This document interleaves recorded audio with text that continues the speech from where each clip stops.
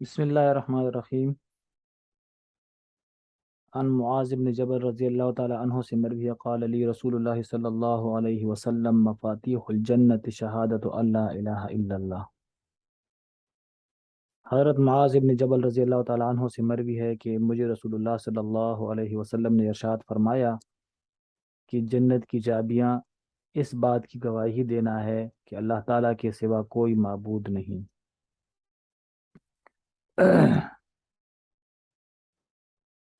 جنت کے دخول کے لیے کلمہ طیبہ کی گواہی دینا، اس کو مفاتیح الجنت کے ساتھ تعبیر کیا، اور مفاتیح اس کو اس لیے کہا اس لیے کہ ہر چابی جو ہوتی ہے اس کے داندانے بھی ہوتے ہیں۔ اگر داندانے کسی چابی کے نہ ہوں تو پھر تالا کھلتا نہیں۔ تو یہاں پر بھی جو چابی ہے اس کی داندانے کیا ہے؟ کلمہ ہے، وہ جو ہے تو نماز ہے، حج ہے، روزہ ہے، زکوٰۃ ہے۔ ٹھیک ہے۔ دوسرا یہ کہ مفاتیح الجنہ یہ مبتدا ہے، اور شہادت اللہ الہ الا اللہ یہ خبر ہے۔ تو مفاتیح جمع ہے اور شہادت واحد ہے، اور آپ لوگوں نے پڑھا ہے کہ مبتدا خبر کے اندر مفرد تثنیہ جمع کے اندر مطابقت ضروری ہے۔ تو جواب یہ ہے کہ یہاں پر شہادت جنس ہے، اور اس کا اطلاق قلیل و کثیر پہ ہوتا ہے۔ ٹھیک ہے۔ تو مطلب یہ کہ مفاتیح الجنت شہادات اللہ الہ الا اللہ، اس بات کی گواہی دینا کہ اللہ تعالیٰ کے سوا کوئی معبود نہیں۔ ٹھیک ہے۔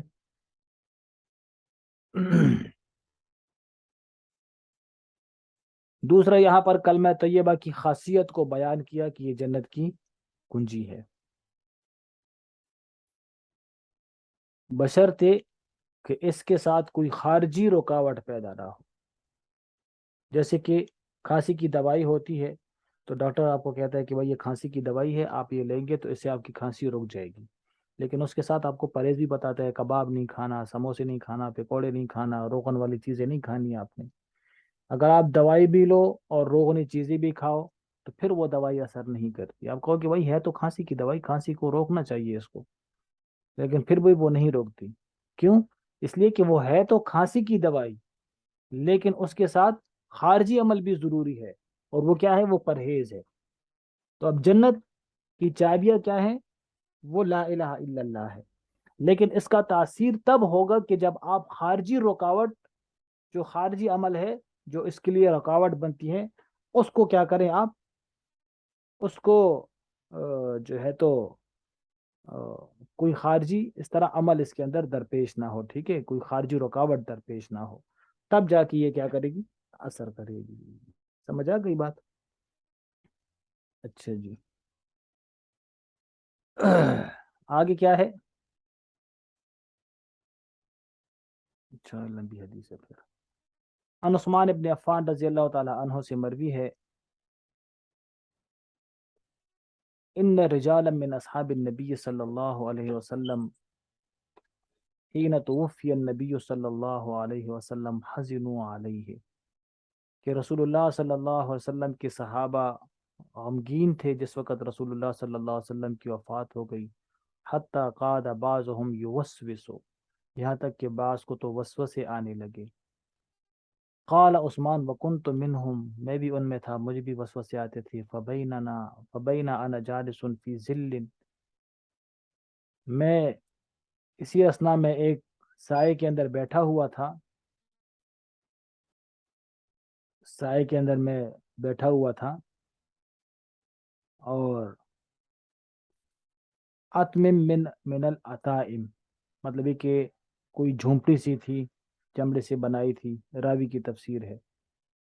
تو مر عمر رضی اللہ عنہ، میرے پاس سے گزرے حضرت عمر صلی اللہ عنہ، علیہ فسلم علیہ، انہوں نے مجھے سلام کیا، فلم اشعر، مجھے پتہ نہ چلا، انہ مر، کہ وہ گزر کے گئے ہیں، ولا سلم، اور اس بات کا بھی پتہ نہ چلا کہ انہوں نے سلام کیا ہے۔ فانطلق عمر حتى دخل علی ابی بکر رضی اللہ تعالی عنہ، وہ چلے گئے اور حضرت ابوبکر کے پاس پہنچے. فقال لہو، اور ان کو کہا، ما یعجبک ان انی مررت علی عثمان، مجھے تعجب ہے کہ میں عثمان پر سے گزرا اور میں نے ان کو سلام کیا، فلم یرد علی السلام، اور انہوں نے مجھے سلام کا جواب نہ دیا. پھر وہ اقبل ہوا وہ ابو بکر فی ولایت ابی بکر رضی اللہ عنہ، پھر وہ دونوں میرے پاس آئے، حتیٰ سلما علیہ جمیعاً، دونوں نے مجھے سلام کیا. ثم قال ابو بکر، پھر ابو بکر نے مجھے کہا، جاءنی اخوک عمر، تمہارے پاس تمہارا بھائی آیا تھا. وذکر انہ مر علیک فسلم فلم ترد علیہ السلام، انہوں نے آپ کو سلام کیا اور آپ نے اس کو سلام کا جواب ہی نہ دیا. فما الذی حملک علی ذلک، آپ کو اس طرح کرنے پر کس چیز نے ابھارا، آپ نے یہ کیوں کیا؟ قال، میں نے، حضرت عثمان کہتے ہیں، کل تو میں، راوی کہتے ہیں کہ حضرت عثمان نے کہا، کل تو میں نے کہا، ما فعلت، میں نے تو ایسا نہیں کیا. قال عمر، عمر نے کہا، بلا واللہ لقد فعلت، ہاں آپ نے ایسا ہی کیا تھا. ولکن، ہاں، آ، یہ کیا لفظ لکھا ہے؟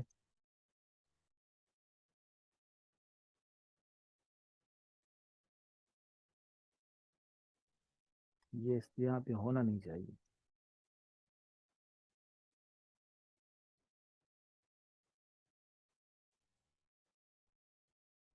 اچھا،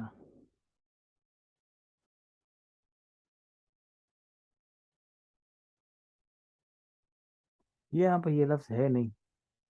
ٹھیک ہے، بس یہاں پر اتنا ہے، کالا کل تو واللہ ما شعرت، اللہ کی قسم مجھے نہیں پتا چلا، انک مررت ولا سلمت، نہ اس بات کا کہ آپ گزرے ہیں اور نہ اس بات کا کہ آپ نے کوئی سلام کیا.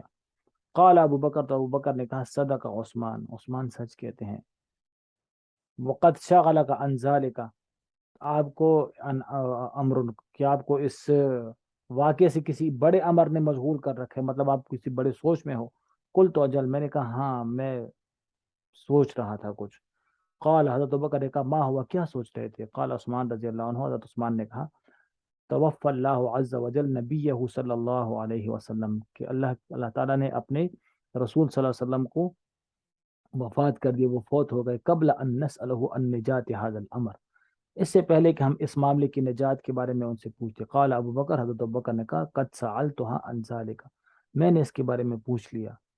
قال، حضرت عثمان کہتے ہیں، قمت الیہ، میں اس کی طرف کھڑا ہوا، فقلت له، میں نے کہا، بأبی وانت و امی، آپ پر میرے ماں باپ قربان، انت احق بها، آپ اس کے زیادہ حقدار ہو. قال ابو بکر، قلت، میں نے کہا، ابو بکر نے کہا کہ میں نے عرض کیا تھا، اے اللہ کے رسول، ما نجات هذا الامر، اس معاملے کا نجات کس میں ہے؟ تو اللہ کے رسول نے فرمایا، من قبل منی الکلمۃ التي عرضت على عمی فردها، کہ وہ کلمہ ہے جو میں نے اپنے چچا کے اوپر پیش کیا، پھر انہوں نے لوٹا دیا تھا.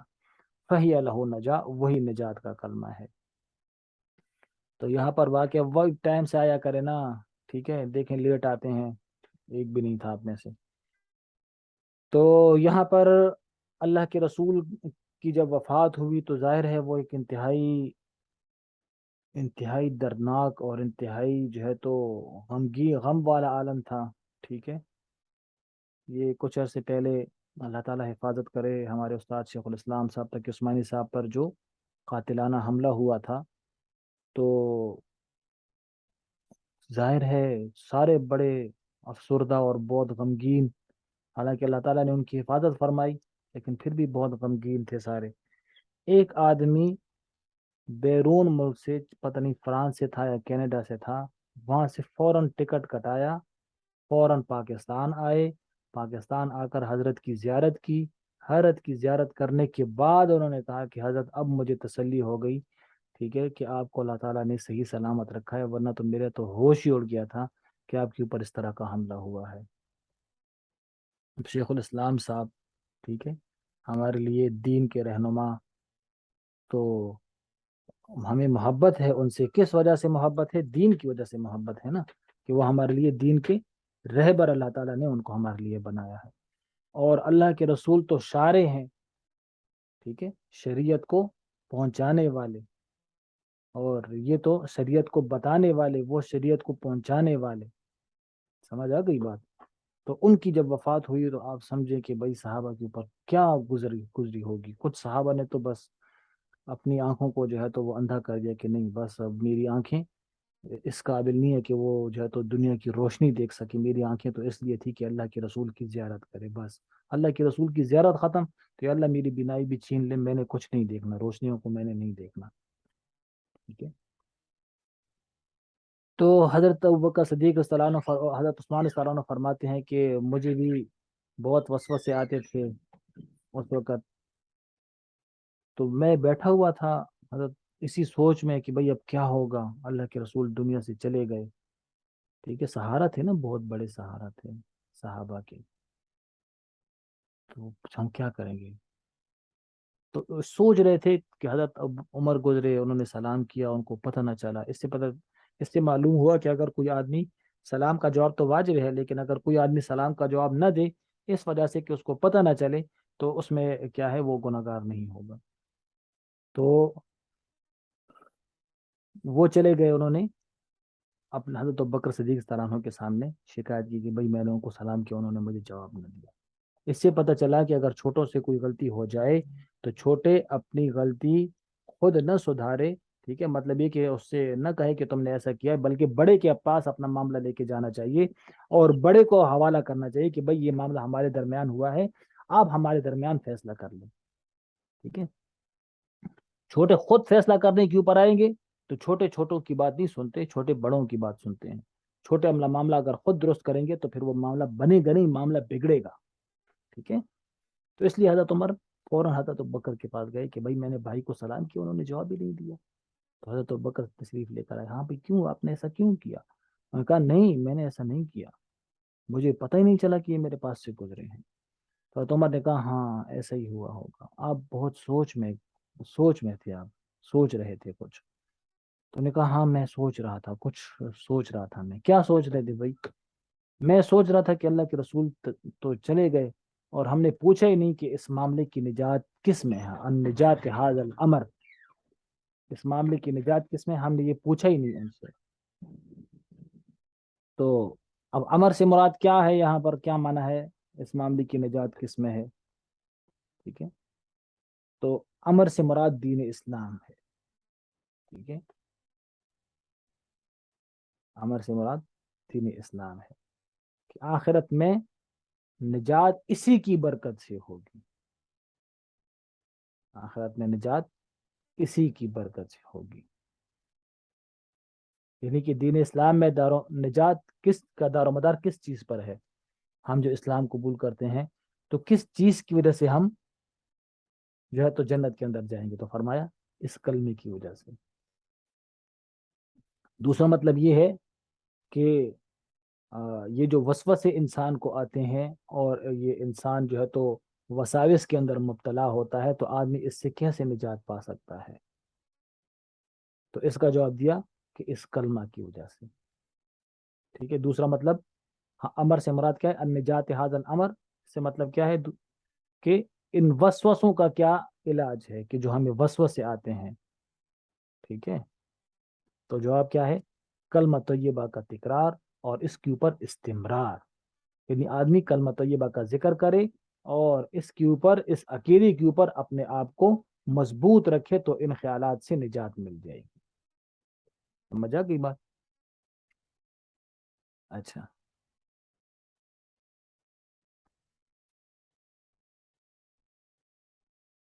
پھر اس کے بعد حضرت ابوبکر صدیق رضی اللہ عنہ کو انہوں نے جو ہے تو فرمایا کہ تمہارے پر میرے ماں باپ قربان, آپ ہی اس کے زیادہ حقدار تھے کہ آپ نے جو ہے تو اللہ کے رسول سے اس بات کو پوچھ لیا.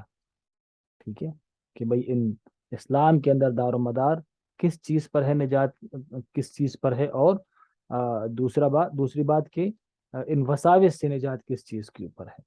تو انہوں نے جواب دیا کہ اللہ کے رسول سے میں نے پوچھ لیا تھا, اللہ کے رسول نے فرمایا اس کلمے کے اندر نجات ہے. کیا ہے؟ اس کلمے میں نجات ہے. ٹھیک ہے. عن المقداد ابن اسود رضی اللہ تعالیٰ عنہ سے مروی قال سمعت رسول اللہ صلی اللہ علیہ وسلم یقول لا يبقى على ظهر الارض بيت مدر ولا وبر الا ادخله الله كلمة الاسلام بعز عزيز او ذل ذليل اما یعزهم اللہ عز وجل فیجعلهم من اہلها او یذلهم فیدینون لها، رواہ احمد۔ حضرت مقداد رضی اللہ تعالیٰ عنہ سے مروی ہے، مقداد ابن اسود رضی اللہ تعالیٰ عنہ سے مروی ہے کہ میں نے سنا رسول اللہ صلی اللہ علیہ وسلم سے فرمایا کہ زمین کے اوپر کوئی کچا یا پکا گھر نہیں رہے گا، بیت مدر ولا وبر، مدر کہتے ہیں اینٹ کو، اینٹ پتھر کا گھر، اور وبر کہتے ہیں پشم کو، خیمے وغیرہ، کہ زمین کے اوپر کوئی خیمہ نہیں رہے گا، کوئی کچا پکا گھر نہیں رہے گا، مگر اللہ تعالیٰ اس گھر کے اندر اس کلمے کو داخل کر دیں گے، اس کلمے کو داخل کر دیں گے اللہ تعالیٰ، بعز عزیز، یا عزت کے ساتھ، عزت دینے عزت والے کی عزت کے ساتھ، اور ذل ذلیل، یا ذلیل کی رسوائی کے ساتھ۔ اما یعزهم اللہ، یا تو اللہ تعالیٰ ان کو عزت دے گا، فیجعلهم من اہلها، پھر اللہ تعالیٰ ان کو اس کا مطیع کر دے گا، اور یا اللہ تعالیٰ ان کو ذلیل کر دے گا، اور وہ مجبوراً کیا کریں گے، وہ مجبوراً اس کے تابع ہو جائیں گے، ٹھیک ہے، یعنی کہ ٹیکس ادا کریں گے۔ تو اللہ تعالیٰ نے فرمایا کہ بعز عزیز، یا تو وہ عزت کے ساتھ داخل ہو جائیں گے، ٹھیک ہے، یعنی کہ خود سے اسلام قبول کر لیں گے، اور یا ذلیل ہو جائیں گے، جو مقابلہ کرے گا تو وہاں پر بھی کلمہ داخل ہو جائے گا، مقابلہ کرنے والا ذلیل ہو جائے گا، ٹھیک ہے، اللہ تعالیٰ اس کو خوار کر دے گا، وہ جو ہے تو غلام بن کر آئے گا، اور وہ بھی اپنی گردن یہاں پر جھکائے گا۔ تو فیدینون لہا، یعنی کہ پھر وہ اس کلمے کی اطاعت کریں گے، پھر وہ اس کلمے کی اطاعت کریں گے۔ سمجھ آ گئی بات؟ تو مطلب کیا ہوا کہ اللہ تعالیٰ اس کلمے کو ہر ایک گھر کے اندر داخل کریں گے، چاہے امیر ہو یا غریب ہو۔ ہوگا کیا کہ یا تو وہ خود سے قبول کر لیں گے تو ان کی عزت بچ جائے گی، اور اگر خود سے قبول نہیں کریں گے تو ذلیل ہو کر پھر کیا کریں گے، ٹیکس ادا کریں گے، اور مسلمانوں کے ملک میں رہیں گے لیکن ہوں گے ذلیل، ان کی گردنیں جھکی ہوں گی، اسلام جو ہے تو وہ بلند ہوگا، ٹھیک ہے۔ عن وہب بن منبہ سے مروی قیل لہ الیس لا الہ الا اللہ مفاتیح الجنہ، کیا لا الہ الا اللہ جنت کی کنجیاں نہیں ہے؟ انہوں نے کہا بلا، کیوں نہیں؟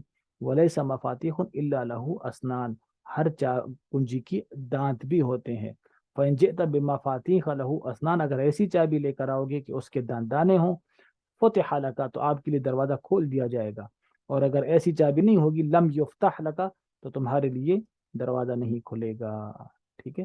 آگے وعن ابی ہریرہ رضی اللہ تعالیٰ عنہ سے مروی ہے کہ رسول اللہ صلی اللہ علیہ وسلم نے ارشاد فرمایا، اذا احسن احدکم اسلامہ، جب تم میں سے کوئی اپنے اسلام کو صحیح طریقے سے کر لے، اسلام کو درست کر لے، وَكُلُّ حَسَنَةٍ يَعْلَمُهَا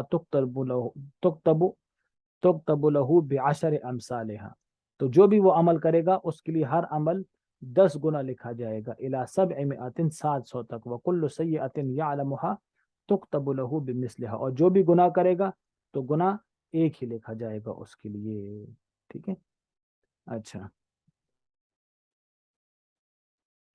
عن ابي امامة رضي الله تعالى عنه سے مروی ان رجلا سأل رسول الله صلى الله عليه وسلم ما الايمان، قال اذا سرتك حسنتك وساءتك سيئتك فانت مؤمن، قال يا رسول الله فما الاسم، قال اذا حاك في نفسك شيء فدعه۔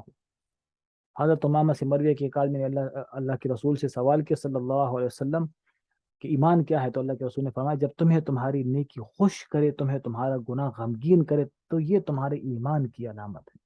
گناہ ہوگا لیکن جب تم گناہ کرو تو ڈرنے لگو یہ نہیں کرنا چاہیے، نیکی ہوگی لیکن جب نیکی کرو تمہارا دل خوش ہو جائے، محرم کا روزہ رکھا ہے، کل بھی روزہ رکھا تھا، آج بھی روزہ رکھا ہے، تمہارا دل خوش ہو جائے، ٹھیک ہے، نیکی کے اوپر خوش ہو جائے، تم مومن ہو، ٹھیک ہے۔ لیکن یہ کہ گناہ کرو، گانے سنو، ٹھیک ہے، ٹی وی دیکھو اور غیبتیں کرو اور اس سے تم خوش ہو جاؤ، سمجھو کہ تمہارا ایمان بڑا کمزور ہے۔ تو ایمان کی علامت کیا ہے کہ جب تمہیں تمہاری نیکی خوش کرے، تمہارا گناہ غمگین کرے، تو تم مومن ہو۔ گناہ کسے کہتے ہیں؟ کہہ رہے جب تمہارے دل کے اندر تردد پیدا ہونا کسی چیز کے بارے میں، بس پھر تمہیں لاکھ فتوے بھی مل جائے نا، لیکن جب تمہارے دل کے اندر کیا ہو، جب تمہارے دل کے اندر تردد پیدا ہو، بس سمجھو کہ وہ چیز تمہارے لیے جائز نہیں ہے، ٹھیک ہے، اس کے اوپر تفصیلی بحث آئے گی، الحلال بین والحرام بین وبینہما مشتبہات، وہاں پر پھر اس کے اوپر مکمل گفتگو کریں گے، ٹھیک ہے، وہاں پر تفصیلی بحث کریں گے وہاں پر، یہاں پر صرف ایمانیات کی بحث ہے۔ تو بس دل کے اندر جب کسی کام کے بارے میں خطکا ہونا، یہ کام نہیں کرنا چاہیے۔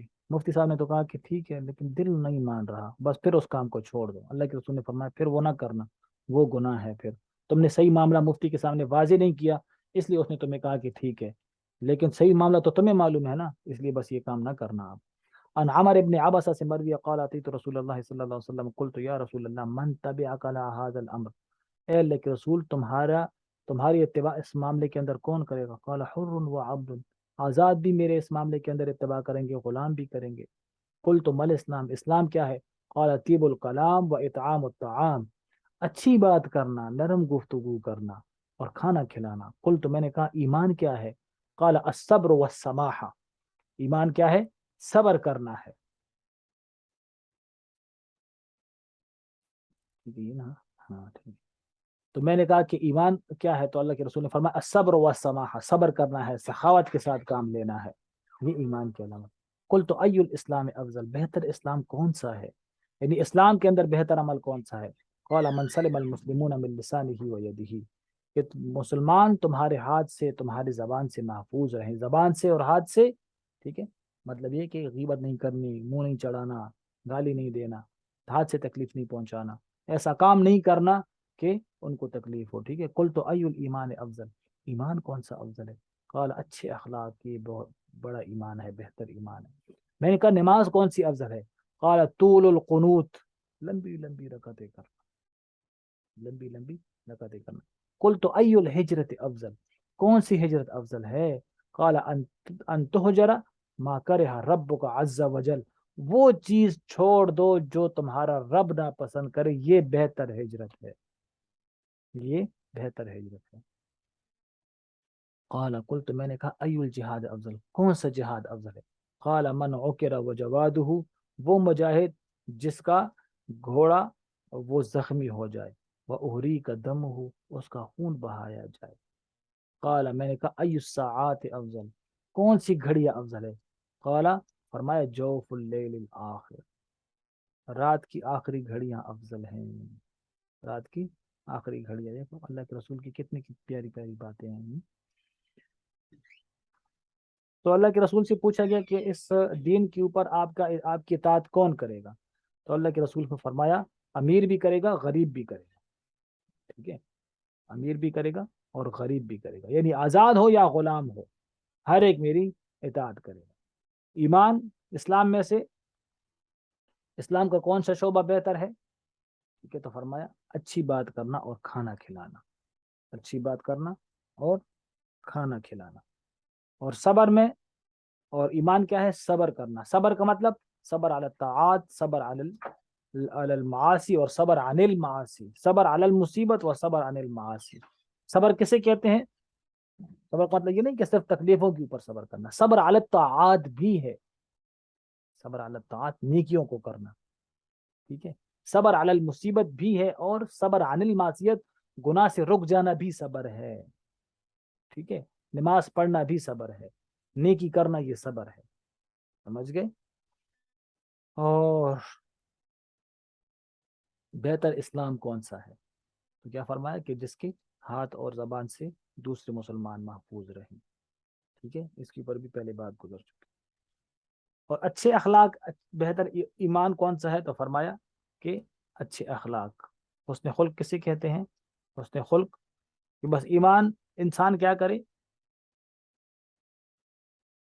انسان بس اللہ کے رسول کے اخلاق کو اپنا، یہ بہترین خلق ہے، ٹھیک ہے، خندہ پیشانی کے ساتھ بات کرنا، ٹھیک ہے، کسی کے لیے منہ نہ چڑھانا، ہر وقت غصے کے اندر، اور ماتھے کو جو ہے تو بل دے کے نہ بیٹھنا، سمجھا؟ کہ حضرت عائشہ سے پوچھا کہ اللہ کے رسول کے اخلاق کیا تھے؟ فرمایا قرآن ہے نا، قرآن یہ اللہ کے رسول کے اخلاق ہیں نا، قرآن کا جو بھی صفحہ دیکھو گے تو اللہ کے رسول کے وجود میں وہ دیکھو گے، سمجھا گئی بات؟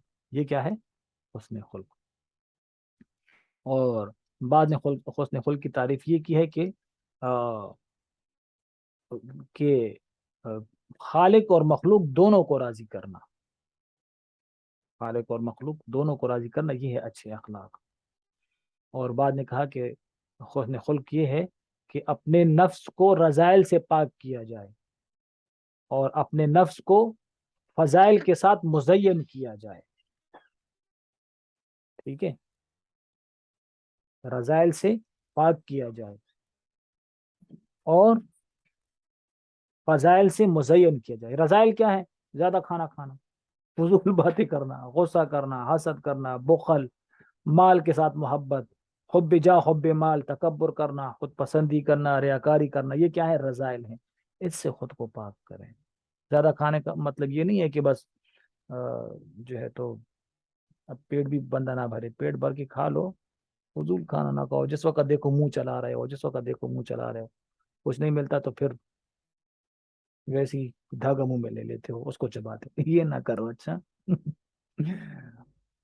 اور فضائل کے ساتھ خود کو مزین کرے، توبہ کرے، استغفار کرے، اللہ تعالیٰ سے کی خوف خدا بندی ہو، تقوی اختیار کرے، صبر کرے، شکر کرے، اخلاص ہو، توکل ہو، محبت ہو، رضا بالقضا ہو، اور موت کو یاد کرے۔ یہ کیا ہے؟ یہ فضائل ہیں۔ سمجھ آ گئی بات؟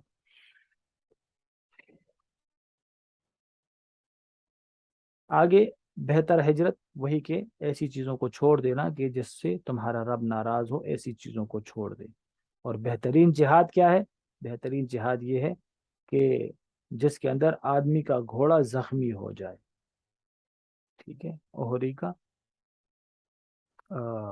اور اس کا اہری کا دم ہو اور اس کا خون بہایا جائے، یہ بہترین جہاد ہے۔ مطلب یہ کہ بھائی جہاد کرو تو یہ نہیں کہ بس کنارے کے اوپر بیٹھے ہو دیکھ رہے ہو، اندر جا کے جو ہے تو دشمن کے ساتھ مقابلہ کرے، تماشا نہ کرے، تماشبین نہ بنے جہاد کے اندر، ٹھیک ہے، یہ کیا ہے؟ بہتر جہاد ہے۔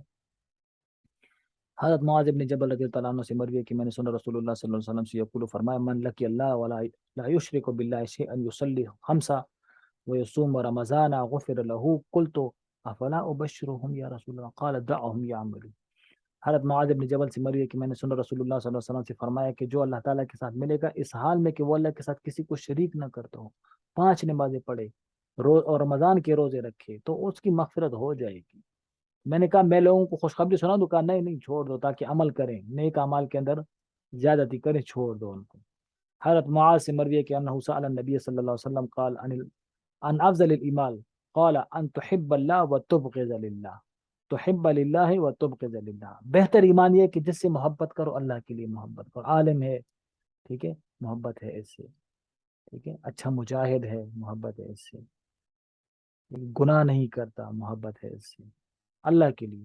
اور بغض کرو تو اللہ کے لیے، بے نمازی آدمی جھوٹ بولتا ہے، فراڈ ہی ہے، اس کو ہٹاؤ یہاں سے۔ نہیں اب تو چھوڑ دیا، اچھا چھوڑ دیا، اچھا پھر تو ان تحب للہ میں آتا ہے۔ وَتُعْمِلَ لِسَانِكَ فِي ذِكْرِ اللَّهِ، جس وقت دیکھو تو اللہ کی ذکر کرو، اپنی زبان کو اللہ کے ذکر کے اندر مشغول کرو۔ قال وماذا یا رسول اللہ، قال ان تحب للناس ما تحب لنفسك، تم اور یہ کہ تم محبت کرو، پسند کرو لوگوں کے لیے وہ جو تم پسند کرو اپنے لیے، وہ تکرہ لهم ما تکرہ لنفسك، اور ان کے لیے اس چیز کو ناپسند کرو جو تم اپنے لیے ناپسند کرتے ہو، یہ بھی کیا ہے؟ ایمان کی علامت ہے۔ تو یہ کہ اپنے لیے جو چیز پسند کرو وہ لوگوں کے لیے بھی پسند کرو، ٹھیک ہے، اور جو اپنے لیے ناپسند کرو وہ لوگوں کے لیے بھی ناپسند کرو۔ اب یہاں پر ایسا ہوتا ہے کہ ایک آدمی اپنے لیے ایک چیز پسند کرتا ہے تو بہت مشکل ہوتا ہے کہ وہ چیز دوسرے کو دے دے۔ گاڑی لی ہے، بھائی مجھے بڑی پسند ہے گاڑی، اب میں وہ کسی اور کو دے دوں، ابھی میں نے بائک لیا ہے تو میں کسی اور کو دے دوں، نیا موبائل میں نے لیا تو میں کسی اور کو دے دوں، یہ تو بہت مشکل ہو جائے گا۔ تو اس کا جواب یہ ہے کہ اس کا مطلب یہ نہیں کہ تم کسی کو دے دو، یہ نہیں ہے، اس کا مطلب ہے کہ تم چاہو کہ بھائی اس کو بھی اسی طرح کی گاڑی ملے، اس کو بھی اسی طرح کا موبائل ملے، اس کو بھی اسی طرح کی بائک مل جائے۔ یہ مطلب ہے کہ جو چیز اپنے لیے پسند کرتے ہو اس طرح کی چیز دوسرے کے لیے پسند کرو۔ خود تو اپنے لیے اچھی چیز لی اور دوسرے کو مشورہ دیا کہ یہ نہ لینا، یہ جو ہے تو صحیح نہیں چلتا یہ موبائل، تو تم یہ نہ لینا، اب تمہیں پتہ ہے کہ صحیح چل رہا ہے پھر بھی اس کے ساتھ جھوٹ بول رہے ہو، تو مطلب کیا ہوا؟ جو چیز اپنے لیے پسند کی وہ تم نے دوسرے کے لیے پسند نہیں کی۔ سمجھ آ گئی بات؟ یا ایک چیز تم لے لی ہے وہ صحیح نہیں چل رہی، تمہیں پسند نہیں آئی، پھر بھی دوسرے کو کہتے ہاں ٹھیک ہے لے لو لے لو صحیح ہے، تو یہ کیا ہوا؟ جو چیز اپنے لیے ناپسند کرتے ہو وہ دوسرے کے لیے بھی ناپسند کرو، اس کا مزداق تم نہیں بنے، کیونکہ جو چیز تم اپنے لیے پسند کرتے ہو دوسرے کو تم نے کہا کہ ہاں لے لو، ٹھیک چلتی ہے۔ سمجھ آ گئی بات؟ چلو یہاں تک بس کرتے ہیں، باقی انشاءاللہ پھر کل کرتے ہیں، ٹھیک ہے؟ السلام علیکم ورحمۃ اللہ۔